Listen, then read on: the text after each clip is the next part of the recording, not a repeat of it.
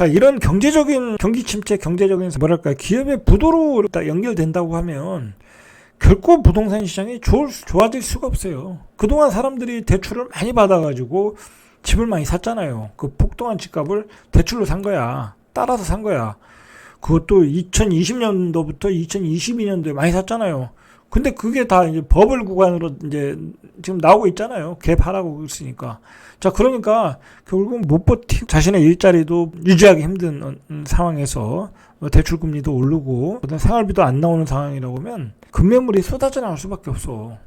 이런 상황인데 조금 조정받으니까 사라. 이렇게 자금의 흐름, 금융의 어떤 그 금리에 따른 자금의 흐름, 경제의 펀드멘탈을 공부하셔야 돼.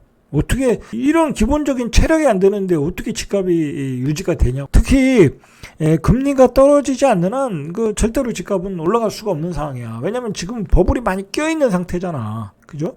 껴있는 상태에서 금리가 안 내려가고 한계 기업이 계속 나오고 기업의 부도가 현실화되고 채권 시장이 망가지는데 어떻게 집값이 오르냐고 도대체 설명을 좀 해보시라고. 부동산 시장 얘기를 하면 9월 달에 거래가 어마어마하게 급감했다라는 거야. 이 급감했다라는 얘기 뭐냐면 팔 사람이 없다라는 얘기가 아니야. 매도자들이 내놓는 가격이 금매로 내놓는 가격도 살만한 가격이 아니라는 거야. 현실적으로. 그래서 거래가 안 된다는 거예요. 그렇게 해석해야 되는 게 맞죠.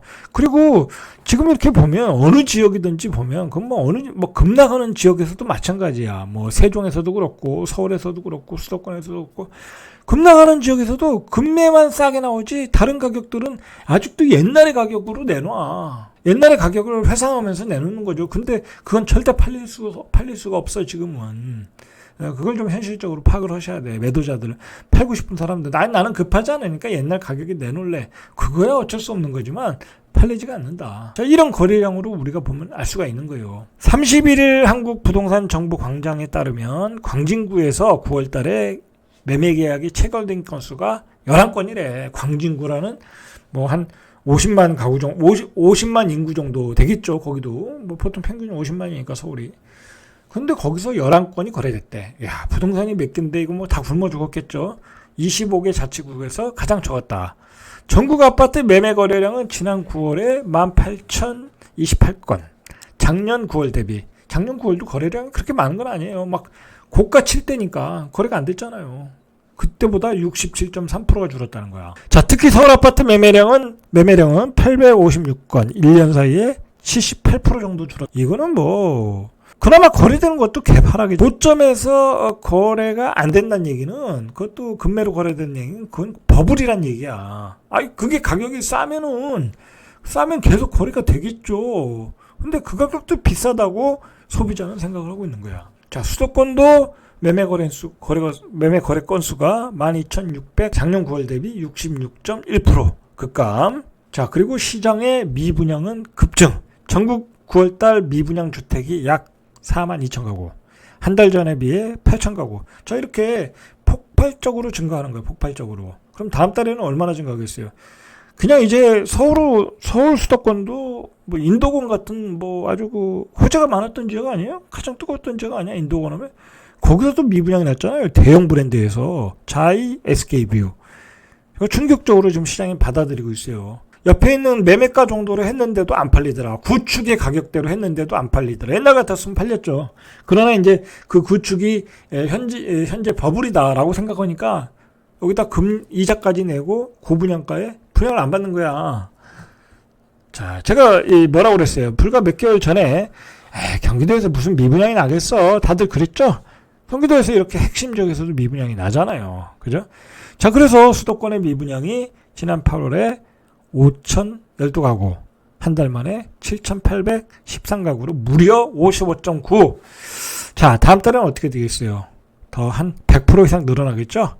자, 지방은 같은 기간 미분양 물량이 27,710가구에서 33,791가구, 6,081가구가 늘어났다. 자, 이렇게 시장은 심각한 상황으로 가고 있다. 자, 결국은 이렇게 시장을 움직이는 것은 금리예요. 금리. 지금은 금리가 중요한 거고, 이 금리의 효과는 금리의 인상 속도는 굉장히 빠른데 금리의 그 인상의 효과는 느리게 나타나.